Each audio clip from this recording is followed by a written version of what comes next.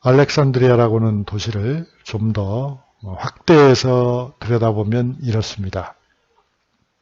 항구 도시 분명하죠. 항구 도시 분명하고요. 여기에 도서관이 보일 겁니다. 라이브러리 뮤지엄이라고 되어 있잖아요. 그게 이제 도서관이죠. 그 다음에 그 앞에를 보시면 아까 큰 지도에서는 보지 못했지만 알렉산드리아라고 하는 도시를 감싸고 있는 섬이 있습니다. 북쪽에. 그게 바로 무슨 섬입니까? Island of Pharos. 파루스 섬이죠. 파루스 섬의 맨 북쪽에 보면 파루스 이렇게 표시가 되어 있죠. 거기에 라이트하우스가 등대잖아요. 그때 등대가 있었던 겁니다. 그리고 이제 오른쪽에 사진이 바로 그 파루스의 등대를 학자들이 추정을 해가지고 모형으로 복원시킨 거죠. 그러니까 이게 이 등대의 높이가 한 120m 정도 됐다고 그래요. 그래서 이 120m나 되는 등대는 불을 펴야 될 거 아닙니까? 당시엔 전기가 없으니까 불을 떼야 되는 거죠. 떼야 되는데 그러려면 120m 탑 위에 땔감을 보내야 되는 거예요. 어떻게 보냈느냐? 엘리베이터를 통해서 보냈다. 그 엘리베이터는 뭐에 의해서 작동이 됐느냐? 맨 등대 아래쪽에 소를 배치해 가지고 소가 빙빙빙빙 돌면 연자매처럼 빙빙빙빙 돌면 그 소의 힘을 이용해 가지고 땔감을 위로 보냈다고 합니다. 그러니까 대단히 어때요? 당시 수준에서는 뭐 혁명적이죠. 그런 과학적인 방식으로 운영을 했던 겁니다. 그러니까 이 알렉산드리아라고 하는 도시는 그저 단순히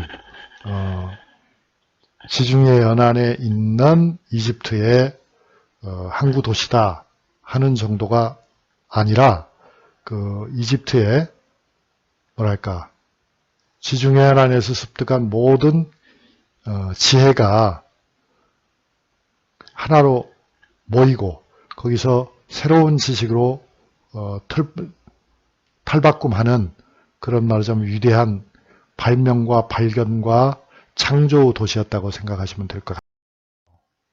그래서 이제 여기 그림에 보시는 거는 바로 그런 프톨레마이오스 제국이 왼쪽에 보이잖아요. 그 알렉산드리아를 중심으로 해서 알렉산드리아가 수도였으니까요.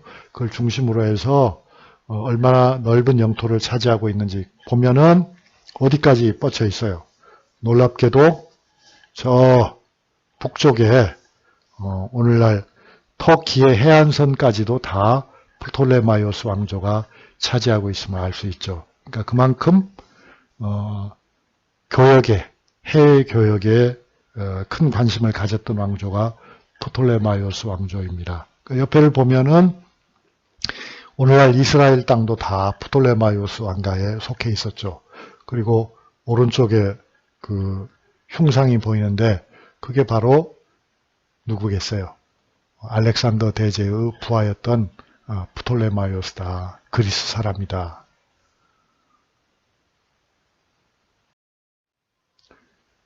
그래서 그 제국의 중심에 도서관이 있었던 거다.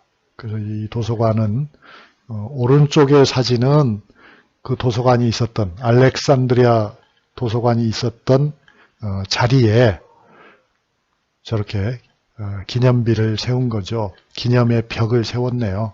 그리고 그 뒤에는 그걸 기념해서 또 도서관을 지은 건데요. 원래 도서관은 아마 왼쪽에 있는 것처럼 생겼을 거라고 학자들이 추정을 하고 있습니다.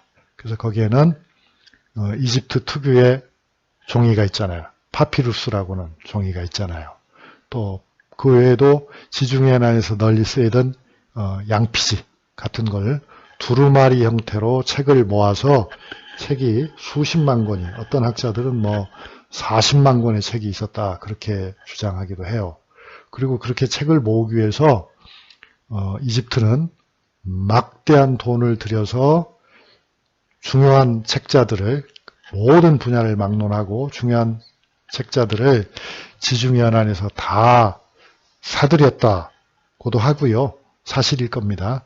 그리고 그뿐만 아니라 아까 항구 보셨는데 파로스 등대 보면서 이집트에 들어오는 모든 배들이 입항을 항구에 들어오는 걸 허가받기 위해서는 반드시 책을 들고 왔어야 된다는 것입니다. 말하자면 책을 들고 와야만, 문서를 들고 와야만, 지식을 들고 와야만, 정보를 들고 와야만 알렉산드리아 항구에 배를 세워둘 수가 있었다. 그래서 말로는 그 책들을 가져오면 머무르는 사이에, 배가 머무는 사이에 이 알렉산드리아 도서관에 사서이자 연구사들이 그걸 베껴 적고 되돌려 준다고 했지만 실제로는 복사본을 돌려주고 원본을 알렉산드리아 도서관이 차지하는 경우도 많았다. 그렇게 얘기하고요. 이 알렉산드리아 도서관을 이용할 수 있는 자격은 제한이 없었다고 합니다. 성별도 제한이 없고 신분도 제한이 없고 연령도 제한이 없었다. 그런 점에서는 이제 대단히 개방적인 도서관이었다고 생각해도 되겠습니다. 그런 도서관들이 아까 말씀드린 것처럼 알렉산드리아에만 있었던 것이 아니라 그리스 곳곳에 있었다. 그리스에만 있었던 게 아니고 알렉산더 대제가 차지한 그 광대한 영토의 도시들에는 다 그런 도서관이 있었다. 그래서 이제 아주 유명한 도서관의 예로서 켈수스와 페르가몬, 이건 다 지명이죠. 페르가몬은 오늘날 터키 지역에 있습니다. 있었던 도서관 유적을 보여주고 있습니다. 나도 그리스에 갔을 적에 그 도서관의 유적을 가서 봤는데요. 그 도서관은 단순히 책만 보는 곳은 아닙니다. 책도 볼 뿐만 아니라 학자들이 와서 연구도 하고 토론도 하고 대중 강연도 할 수 있고 음악도 들을 수 있는 그야말로 대중을 위한 다각적인 차원에서의 문화시설이 바로 도서관이라는 것을 유적을 가서 둘러봐도 우리가 알 수 있다 그 말이에요. 근데 알렉산드리아는 부유한 도시였기 때문에 제국의 수도였기 때문에 더욱더 거창한 도서관이 만들어져 있었다. 그리고 그곳에는 그리스로부터 많은 학자들이 와서 연구도 하고 교류도 했다고 합니다. 그러니까 오늘날로 치면은 말하자면 미국의 뉴욕에 있는 거기 공공도서관이 굉장히 크잖아요. 그런 도서관 또는 미국의 국회 도서관 정도에 해당하는 알렉산드리아 도서관이었던 것입니다.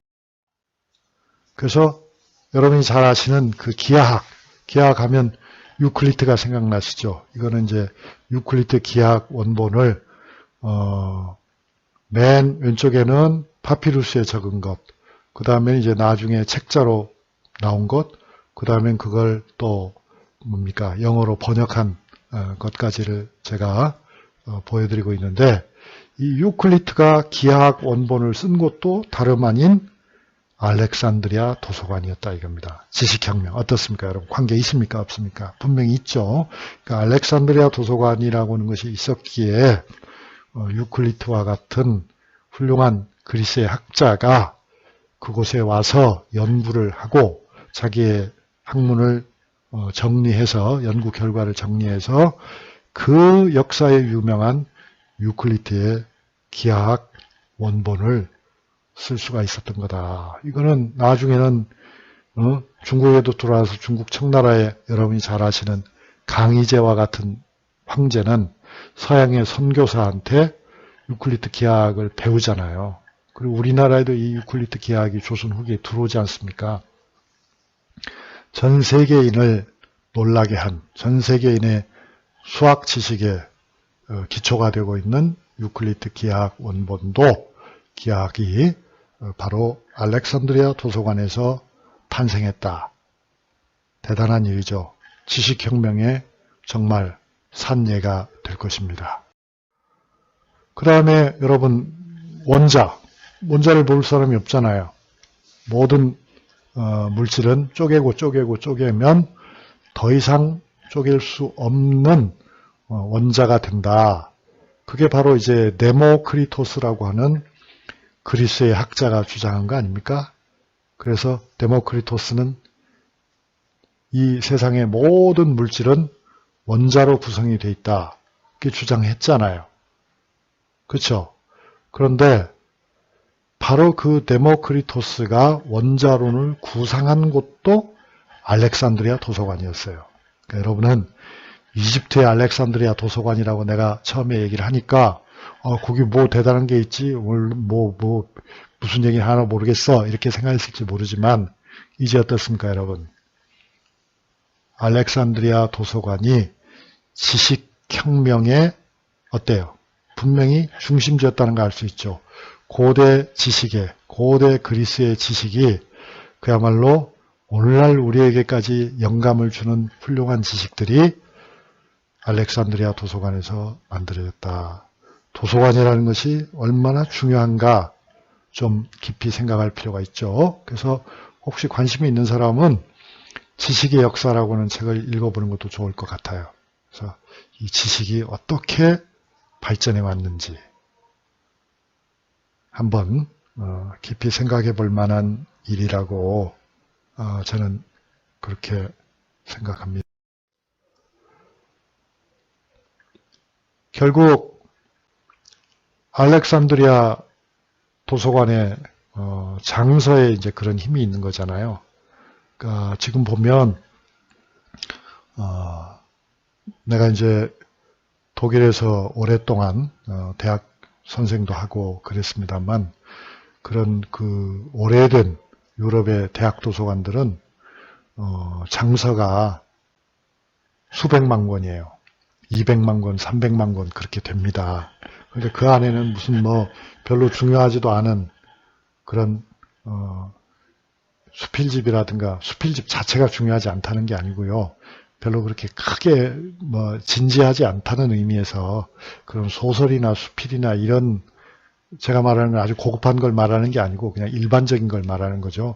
그런 장서로 채워져 있는 것이 아니고 그것도 물론 있습니다만 고급 지식과 대중적인 지식을 망라해서 그 모든 것들이 당대에 생산된 모든 지식이 다 알렉산드리아 도서관에 있었다 해도 과언이 아니다. 그런 시설을 그런데 특권층만 이용한 것이 아니라 누구나 이용할 수 있었기 때문에 결국 알렉산드리아 도서관을 중심으로 해서 지식혁명이 일어났다. 그 혜택을 누린 것은 이집트 사람만이 아니다. 지중해 연안의 모든 사람들, 그리스와 로마 문명이 거기에 뿌리를 뒀다고 해도 과언이 아니다. 그런 이야기를 지금